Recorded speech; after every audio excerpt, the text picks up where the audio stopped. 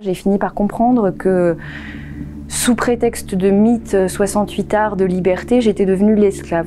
J'étais devenue l'esclave de ses désirs et de son obsession pathologique. Si j'ai décidé de témoigner à visage découvert aujourd'hui, c'est parce que j'ai besoin aussi de réhabilitation. Et j'ai besoin que cette histoire, qui est malheureuse et qui malheureusement me pèsera sur les épaules toute ma vie, serve à quelque chose. Serve à quelque chose pour toutes les femmes que j'ai pu rencontrer, les jeunes femmes que j'ai pu rencontrer, qui tombent dans les mêmes pièges. Je m'appelle Agathe Pujol, j'ai 31 ans et j'ai eu une histoire longue de 11 années avec Philippe Cobert, un grand comédien. Et ça a été un supplice. Et aujourd'hui encore, je paye les préjudices de cette relation. Quand je l'ai rencontré, j'avais 17 ans, j'étais lycéenne. J'étais en option théâtre et lui il en avait 60, il venait d'en avoir 60. C'était le premier homme que j'ai rencontré et à qui j'ai laissé la possibilité de me toucher, mais qui en a profité pour lui m'imposer sa sexualité pathologique. Au départ, je ne voulais pas avoir de relations intimes avec lui parce que je pensais qu'il était trop âgé, et c'est petit à petit qu'il en est venu à m'expliquer qu'on pouvait faire autrement, s'arranger. Il disait qu'il allait m'ouvrir pour que je puisse l'accueillir et que je devais lui offrir mon anus. C'est ce qu'il disait. Pour le premier plan qu'il m'a proposé, c'est comme ça qu'il appelait ses viols. J'avais 18 ans à peine, je venais vraiment juste d'être majeure. Il m'a ramené 2 personnes sans m'expliquer vraiment ce qui allait se passer, en me disant que j'allais aimer, que c'était ma découverte de la sexualité. Il m'a demandé de m'agenouiller dans son salon, et là, ces 2 personnes sont arrivées et elles ont fait... Elles ont procédé à... Donc c'est comme ça qu'il m'a initiée, en faisant venir 2 hommes que je ne connaissais pas et qui s'émerveillaient devant mon jeune âge. Et c'est à partir de ce plan-là qu'il a commencé à devenir fou et à me vendre sur des sites d'annonces. Annonce et Viva Street. Ça a été... des viols en réunion, des viols où il faisait venir un homme pour me violer devant lui. Et c'était toujours un peu le même scénario, c'est-à-dire que l'homme me violait, il lui demandait de partir assez vite. Et ensuite, c'est lui qui consommait sa poupée.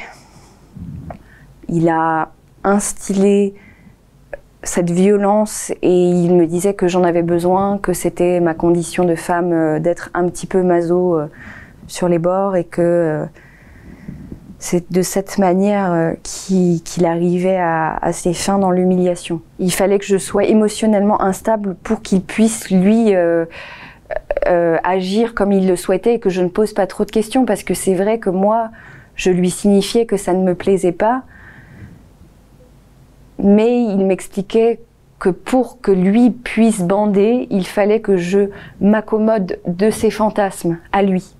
Et qu'on fasse un mélange un peu qui nous satisfasse tous les deux. Mais finalement, j'étais jamais satisfaite parce que c'était uniquement de la violence, de la douleur. Et il assimilait cette douleur à mon plaisir, ce qui n'était pas le cas. Au fur et à mesure du temps que j'ai passé avec lui, j'ai fini par me rendre compte que je n'avais plus de sensation à force d'être violentée à ce point. Je ne sentais plus mon corps, je n'avais plus envie de vivre, je n'avais plus envie de manger, j'ai perdu énormément de poids. Ça semblait lui plaire, puisque c'était sa manière aussi de me rabaisser. Il me traitait de déportée périodiquement, c'était une chose qui trouvait excitante, bandante. Ça, j'ai fini par comprendre que, sous prétexte de mythe 68 arts de liberté, j'étais devenue l'esclave. J'étais devenue l'esclave de ses désirs et de de son obsession pathologique. J'ai jamais réussi à avoir une hygiène de vie correcte parce que comme je dépendais beaucoup de ses horaires, il me harcelait sur tout ce qui était SMS, mail, appel. On s'appelait au moins 2 à 3 fois par jour. Et on restait des heures au téléphone et c'était sa manière aussi de m'avoir à lui. En fait, il était présent dans toutes les facettes de ma vie.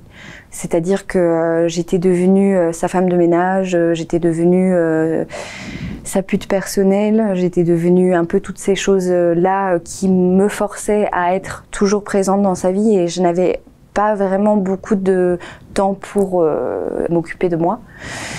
Et j'ai fini par ne plus supporter en fait ça et ça m'a fait basculer vraiment dans des terribles phases suicidaires et dans des terribles moments de dépression. Je ne pouvais plus bouger, je ne pouvais plus sortir de chez moi, je ne pouvais plus rien faire. Je faisais 46 kilos pour 1m72. Et j'ai été méconnaissable, je n'avais plus aucune énergie, j'avais peur en permanence parce qu'à force qu'on vous répète que vous êtes moins que rien, que vous êtes indigne, que vous n'avez pas de respect pour vous-même, vous finissez par le croire. Vous finissez par croire que vous êtes un déchet en fait. J'ai fini par me faire hospitaliser dans une maison de santé qui est vers le 93, qui est une clinique.